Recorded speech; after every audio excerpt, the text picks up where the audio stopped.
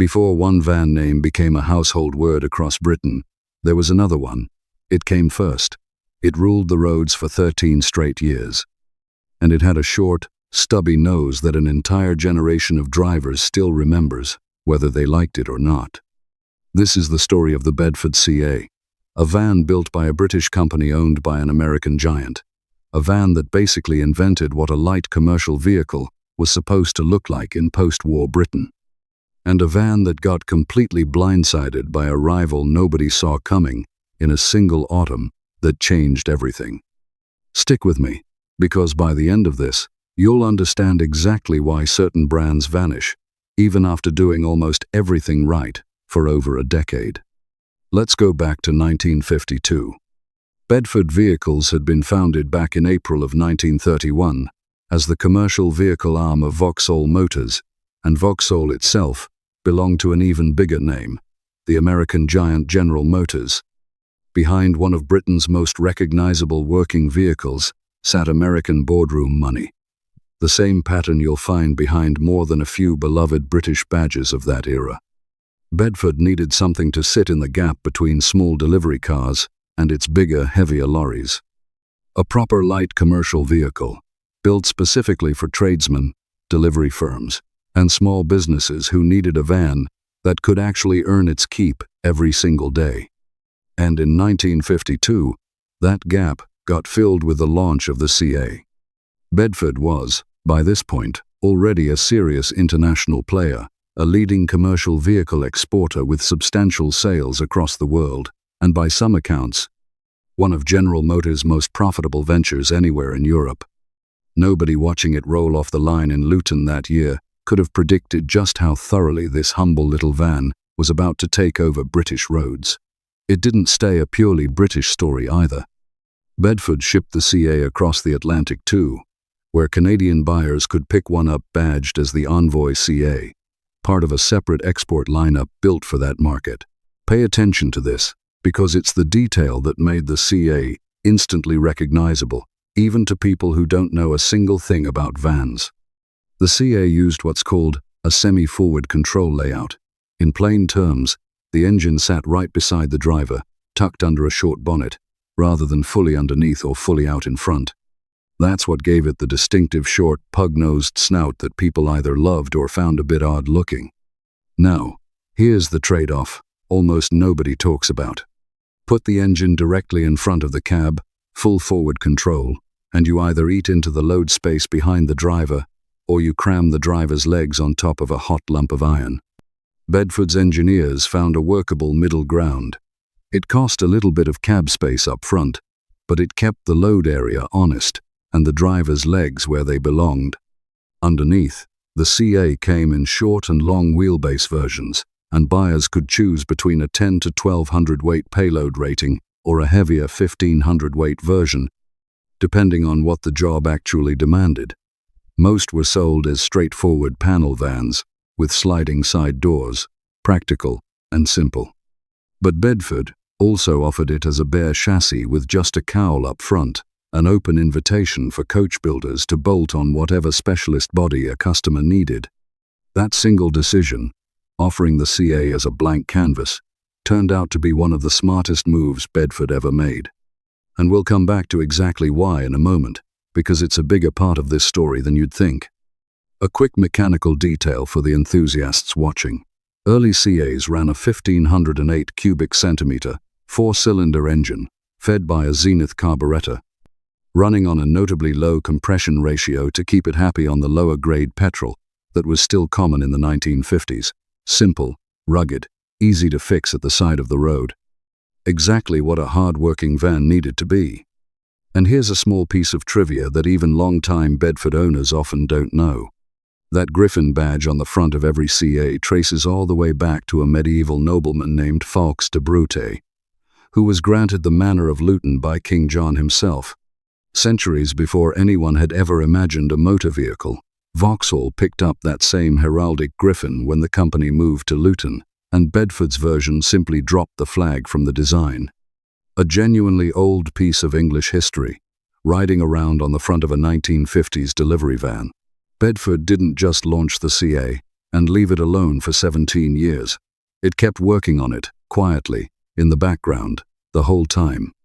In 1957, the original engine was swapped out for a new unit borrowed from the Vauxhall Victor range, a genuine improvement in refinement and reliability. 2 years later, in 1959, the whole front end was restyled, trading the old split windscreen for a modern single-piece glass and a fresh grille, while a longer wheelbase option joined the lineup for buyers who needed more space. Then, in 1964, it was updated again into what enthusiasts call the Mark II, with a bigger windscreen, a larger bonnet flap for easier engine access, and a new pressed alloy grille. None of these updates were flashy. None of them were designed to grab headlines, but together, they kept the CA feeling current in a market that could have easily left it behind. And here's the number that should stop you in your tracks. Over its full 17-year production run, roughly 370,000 Bedford CAs rolled out of Luton. For nearly the entire span of its life, it was the outright market leader in the 10 to 1700 weight van category in the United Kingdom. Not a strong seller, the strongest seller. The default choice for tradesmen, delivery companies, and small businesses right across the country. If you were a plumber, a baker, or a florist running deliveries anywhere in Britain through the 1950s and early 60s, there's a very good chance the vehicle parked outside your shop wore a Bedford badge. Bedford's own advertising at the time liked to boast that its vans were quite literally everywhere you looked on British roads, and for once, that wasn't just marketing exaggeration. It genuinely was the default choice, the vehicle that smaller rivals from Morris, Austin, and Commer were all quietly measured against, rather than the other way around. Now here's where this story gets personal for a lot of you watching.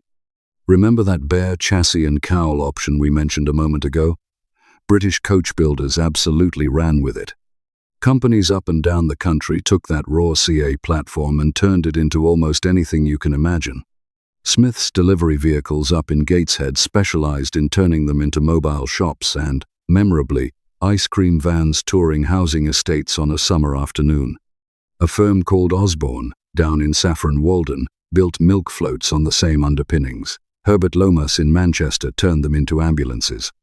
And, most famously of all, camper conversions built by a company called Martin Walter, sold under the name Dormobile. The Bedford Dormobile, with its distinctive raised roof and porthole-style rear window, became an icon in its own right. For a huge number of British families, a Dormobile wasn't just transport, it was the family holiday. Piling the kids in the back, driving down to the coast, popping the roof up at a campsite for the night. If you grew up in Britain anywhere from the 1950s through the 60s, there's a genuine chance one of your childhood memories involves a Bedford CA in disguise. Whether that disguise was an ice cream van jingle drifting down your street or a Dormobile parked at a caravan site. That kind of versatility is exactly the sort of story this channel loves digging into. The everyday vehicles that quietly shaped entire decades of ordinary life. If that's the kind of content you want more of, now's a great moment to hit subscribe so you don't miss what's coming next. And down in the comments, tell me, did your family ever have a Bedford CA, a Dormobile, or remember one from your street? Drop it below, hit like if this brought back a memory, and share it with a friend who'd remember it too. But all that dominance was about to run into a wall, and what happened next arrived almost without warning. In October of 1965, everything changed in a single stroke. Ford replaced its aging Thames van with an entirely new vehicle called the Transit, and unlike the CA's clever compromise of a semi-forward control layout, Ford went further. They packaged the whole engine ahead of a flat bulkhead, right at the front of the vehicle, freeing up the entire cab for the driver and passengers. No compromise on legroom, no compromise on load space either. It was, quite simply, a smarter piece of packaging than what had come before. The effect was immediate and brutal. The Transit became the van of choice practically overnight.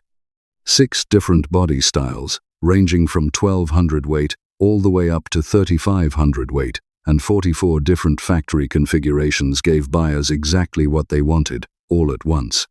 Fleet buyers noticed fast too. The Southeastern Gas Board placed an order for 95 long-wheelbase transits before the model had even officially launched. The London Evening News, a newspaper that had relied on Bedford CAs to deliver papers around the capital for years, switched over as well. Meanwhile, Bedford CA sales simply collapsed. There's a detail from this period that genuinely stings, if you think about it. It's said that when Bedford got wind of what Ford was preparing to launch, the company scrapped a CA replacement project it had already been quietly working on, realizing it wasn't going to be nearly good enough to compete.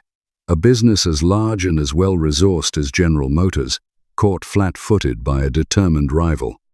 It happens more often than most people assume. And the Transit's reach didn't stop at Britain's shores. Within a year of launch, by 1966, Transits were reportedly running bus routes high up in the Andes Mountains, at altitudes of 14,000 feet. A few years later, in 1972, Ford even built a race-inspired supervan based on the mechanicals of their GT40 race car, just to hammer the point home at Brands Hatch. That's the scale of cultural momentum Bedford was suddenly up against. Here's the part that should genuinely frustrate you, if you're the kind of person who roots for the underdog. Bedford didn't just roll over. It took 4 long years, but in November of 1969, the company finally answered back with a proper replacement, the Bedford CF, offered in a choice of 2 wheelbases to match the range Ford had already established. And this wasn't some rushed, half-hearted response either.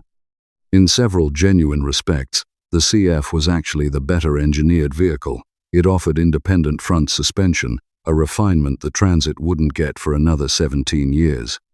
Its engine was widely considered more robust than Ford's equivalent unit. On paper, it was a serious, credible Transit beater.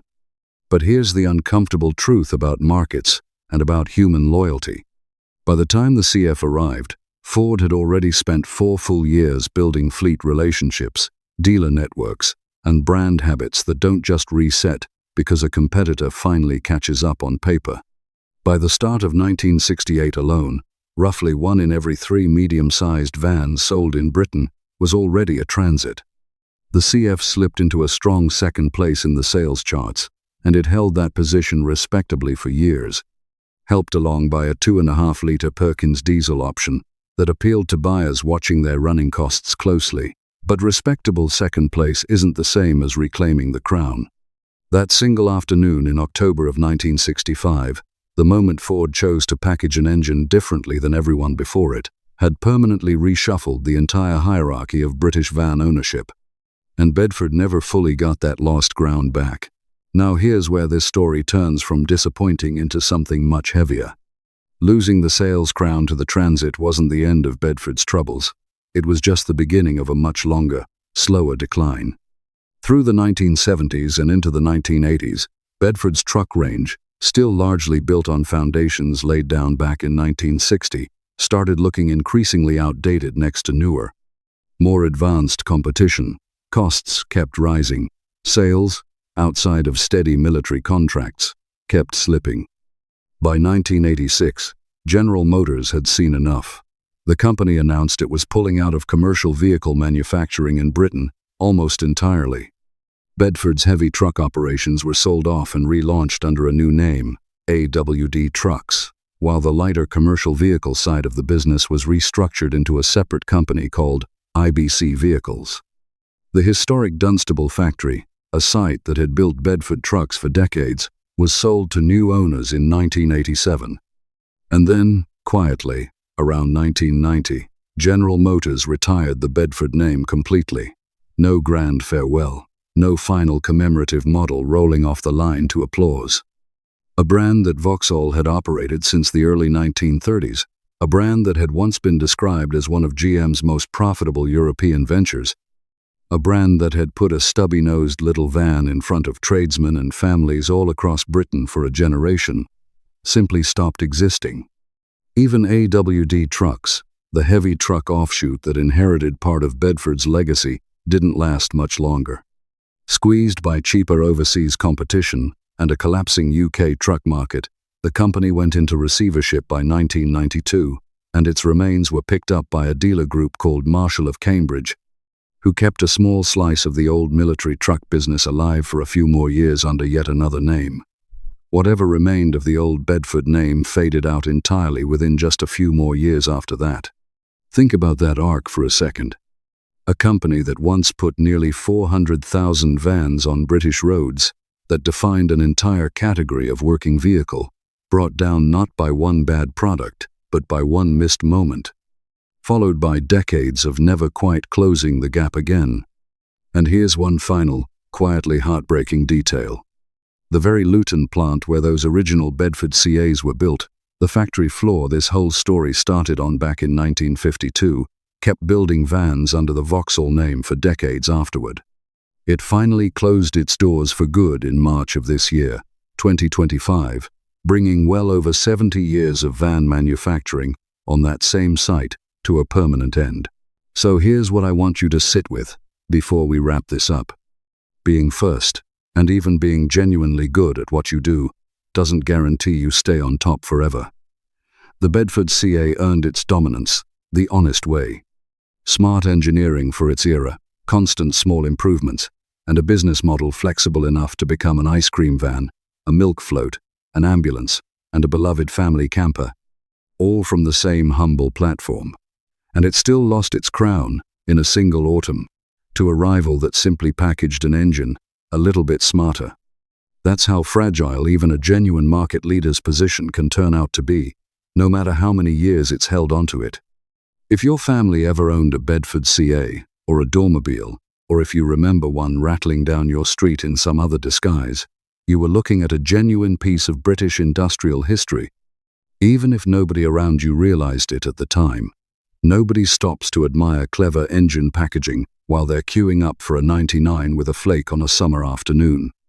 But now you know the full story. Now, next time someone brings up the Ford Transit, as if it always ruled the roads, you've got the real history, the van that came first, dominated for 13 years, too, and never fully recovered once it got overtaken. If this brought back a memory, or taught you something you didn't expect, do me a favor. Hit subscribe, so this channel can keep telling you the real stories behind the everyday vehicles that shaped an entire generation, the ones history tends to skip past. Drop a comment, and tell me what stuck with you most. Whether it's the Dormobile camping trips, or the fact that Bedford scrapped its own replacement the moment it saw the Transit coming. Hit like if you enjoyed this one, and if you know somebody who'd remember a Bedford CA from back in the day, a father, an uncle, an old tradesman friend, send this their way.